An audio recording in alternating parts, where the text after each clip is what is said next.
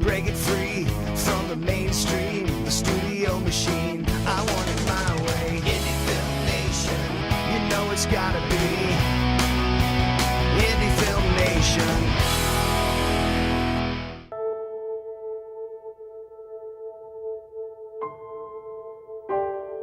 I have two brothers serving in Iraq. I think it's important for people in the military to have families because it makes a constant reminder to them of why they're doing what they're doing. My brothers are putting their lives on the line. Why are they doing it? I need to know. So I set off for Iraq to find the answers. What's up? Oh, I told you I'd make it. I was anxious to get started. Oh, let's go, rookie! I wanted to see life through their eyes. When do you put your sunscreen on? I never put any sunscreen on. Really? Can't let people at home know we have M&Ms. Gotta make it seem worse than it really is. Yeah, it'll be a good experience. Nothing too crazy that'll get you killed. What I found was unlike anything I expected. There's 3 guys with rifles!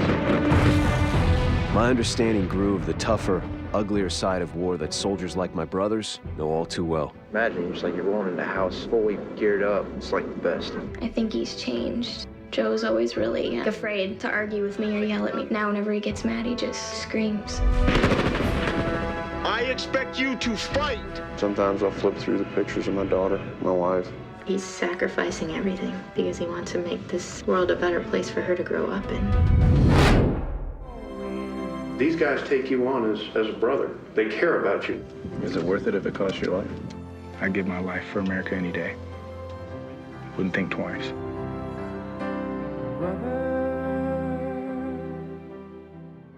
Hi, this is Bruce Himmelblau with Indie Film Nation. We're here with Jake Rademacher, the director of Brothers at War. This is a documentary that you're personally involved with. How'd you get involved with it, and how'd you come up with the concept for this film?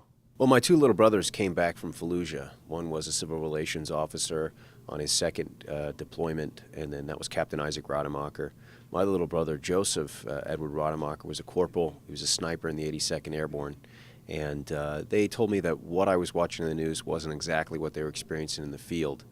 In addition to that, I felt a little bit of a distance that had been created between myself and my two brothers. They'd become brothers in arms, and there was kind of a separation that had grown between us. So I decided to form a production company and go off to Iraq and put a frame around reality and find out for myself what was really going on. And what were some of the challenges of getting a crew over there? Well, first I had to get permission from the military, and they required an experienced producer with a history of getting things distributed, hopefully award-winning, and proof of financing. So I started shooting out of my own pocket, brought a college cameraman with me out to tape Isaac heading off to war. Cut together a trailer, attracted the attention of Norman Powell. Norman Powell, 3 Emmy-nominated kind of guy, producer of 24, second season, pilot of the unit, saw the trailer, read my treatment, was really inspired by it, and said, I think you can do this. And so he had the guts to back me as a producer, and then I went back to my hometown of Decatur, Illinois, and I approached small business owners and family and friends, and in I would say about 4 weeks, we were able to raise about $300,000 to finance the production in Iraq. We brought over 2 cameramen and myself, 3 Sony Z1Us, and also 2 A1Us for night vision and for vehicle-mounted shots. We headed over in August of 2005 to Iraq. The first unit we ended up embedding with 4 combat units. The first one was Captain Isaac Rademacher's long-range surveillance company. So in the film, the audience rides shotgun on my journey as I go to Iraq and embed in my little brother's unit.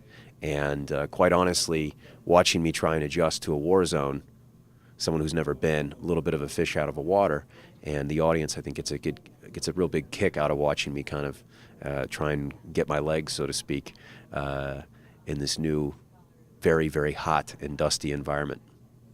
So you actually become part of the film, almost similar to something like a Super Size Me. Very similar, but instead of embedding in the Midwest and going to McDonald's and gorging myself, I head off to a war zone and embed in 4 combat units. First the Army, but then later on the National Guard, a National Guard infantry company, a National Guard sniper team, and also the Iraqi Army working with the Marines. So the film does kind of have that lighthearted thing that Super Size Me had to begin with, but it then becomes much more serious as the film starts to delve not only on what's going on the edge of the battlefield, but also as Isaac returns home and we start to get into the core of a military family with his wife.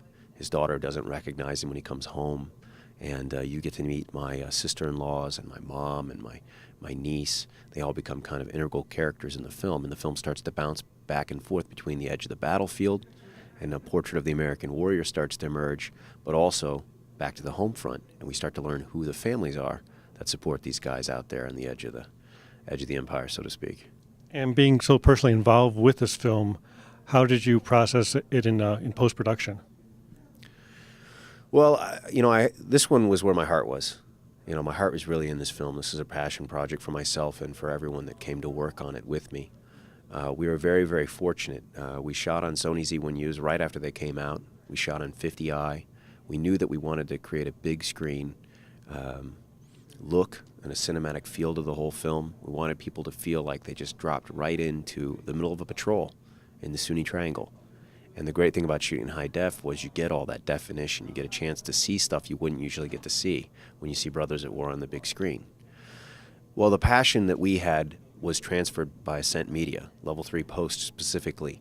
There's actually a veteran, Martin Hernandez, who saw the footage and just fell in love with the film, and he worked very, very hard to help us take these 4 different formats and bring it to a 24p master, HD master, and then from there to make our video master, but also to do our film out. The Ascent Media film division then got a hold of the film, and we exported it out to Kodak Premiere stock. We found that gave it extra definition. It really took advantage of the rich color that was in the film. Fred Eldridge did all the coloring for the film at Level 3 Post, and he had a background in documentaries when he first started his career. So he finished up ER, and then the next project he worked on for the next 3 days was Brothers at War. And I think the film looks as good as it does because there were a lot of artists that jumped in and really put their hearts into the work. And I think we all benefit from that now when we see it on the big screen. Also, being from Chicago, I understand Gary Sinise got involved with his film. When did that come about? Well, Gary Sinise got on board Brothers at War when I was in Iraq a 3rd time screening the film for some guys in the Kentucky National Guard, General Petraeus' public affairs folks, and there was a Marine Lieutenant Colonel, Loretta Vandenberg, who saw Brothers at War, and she just laughed, and then she cried, and she was very inspired by the film. And afterwards, she said, listen, when you get back to Los Angeles, you need to call Gary Sinise and get him to present Brothers at War. So when you go home, pick up the phone and call him. And I said, do you have his phone number? Because we're not all drinking at the same cantina back at the ranch, Interestingly enough, I went to William Morris, where I'm repped for voiceovers, run into a former Marine, Michael Broderick. As an aside, I'm telling him how the screenings went. He loved the film. So as an aside, I mentioned the Gary Sinise thing. He says, well, I think Gary Sinise would love Brothers at War. In fact, I'm going to see him later this week. I'm going to bring this up to him. So Gary said he was very interested in seeing Brothers at War. It took about 2 months to get on his schedule. He's a very busy guy between CSI New York and all the USO work he does for the troops.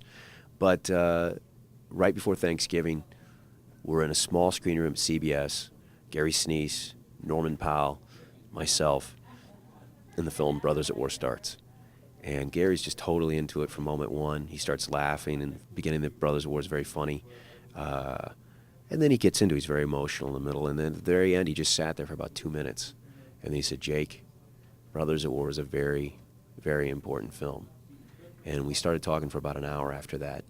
And it was really at that moment that he became our executive producer.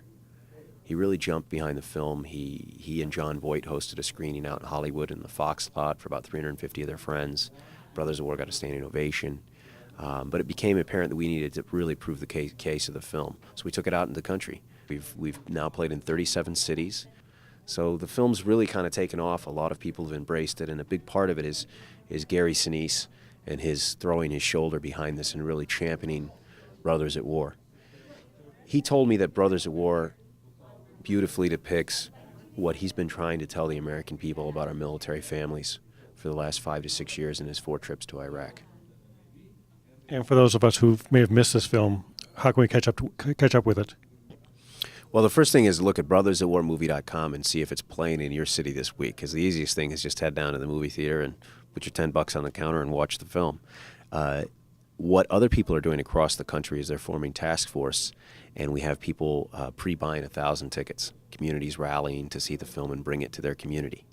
So that's the second way to see Brothers at War. You know, downstream, we're getting a lot of interest from a lot of television networks and also DVD, of course. Well, great. Well, thank you very much.